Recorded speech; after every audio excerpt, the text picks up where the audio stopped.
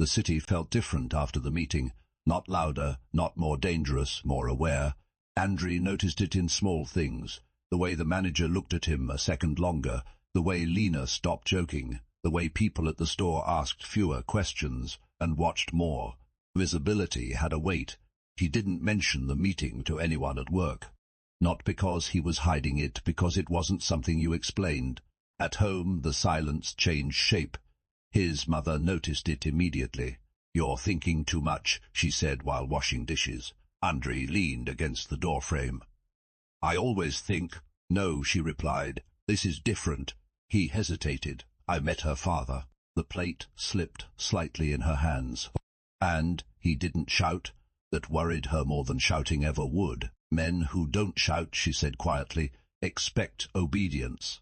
"I didn't give it," Andrew replied. She turned to him. "And what did you give?" He thought. "Truth," he said. "The boring kind." His mother studied him, then nodded. "That's expensive," she said. "Be careful who you give it to." She felt it too. The tone of her father's calls changed. Fewer questions, more statements. "Be home tonight. Don't stay out late. Think before you answer." She recognized the pattern, control disguised as concern. When she met Andrew later that week, she didn't hug him immediately. "Something's different," she said. Andrew nodded. "Yeah, my father's watching," she said. "So is mine," Andrew replied. That made her smile, sad but genuine. The incident happened on a Friday, busy day. Short tempers. A co-worker messed up inventory and quietly shifted blame. The manager called Andrew into the back room. "This says you signed off on it." Andrew stared at the paper. "I didn't," he said. The manager didn't accuse him. That was worse than prove it. There were cameras, there were logs, there was time. Andrew stayed late, rechecked everything, traced the error back carefully. He proved it. The co-worker avoided his eyes afterward. Lena whispered, "You made an enemy." Andrew shrugged. "I stayed clean." "That costs," Lena replied. "I know." Max didn't tell anyone at first. Not when his hours got cut, not when rent became a problem, not when an old contact texted him again. "Unknown quick job, easy cash." Max stared at the message for a long time. He thought of Andrew at the store, of Sari walking away from shortcuts, of himself holding clothes for strangers. He typed just once. Sari noticed before Max admitted anything. Noticed the nervous jokes, the extra silence, the missed calls. "You okay?" Sari asked one night. "Yeah," Max lied. "Just tired." Sari didn't push. From an unknown number. "You're Sari?" a voice asked. "Yes." "Your friend." Max made a mistake. Sari's stomach dropped. "Where is he?" The address came quickly. Too quickly. Max sat in a car that wasn't his, hands sweating, heart racing. The quick job hadn't been violent, just stupid.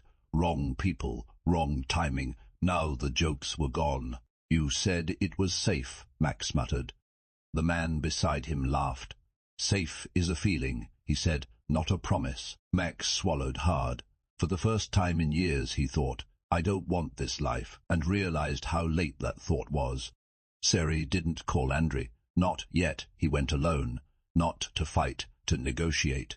The conversation was short, ugly, expensive. Sari paid, not with money, but with favors he'd sworn off. When he walked out, his hands were shaking, but Max was free. Barely. Andrew found out the next morning. Not from them. From the silence. He called. No answer. Then Sari texted, "He's safe for now. We need to talk."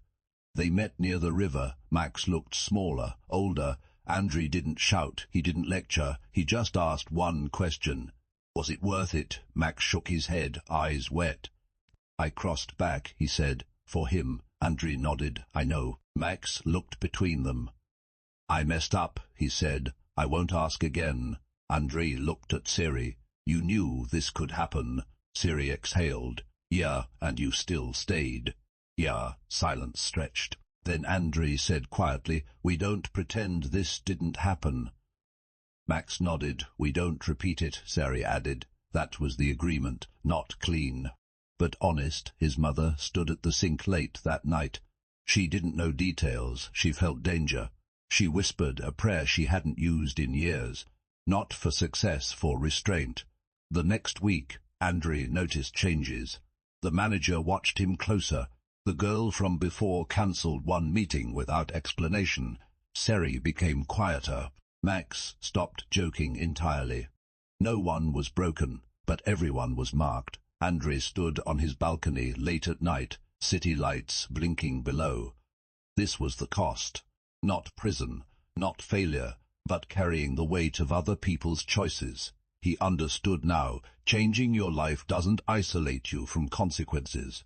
It redistributes them. And sometimes, growing up means staying. Even when leaving would be easier, he crushed the cigarette under his shoe. Tomorrow he'd go to work, and after that they'd figure out the rest together.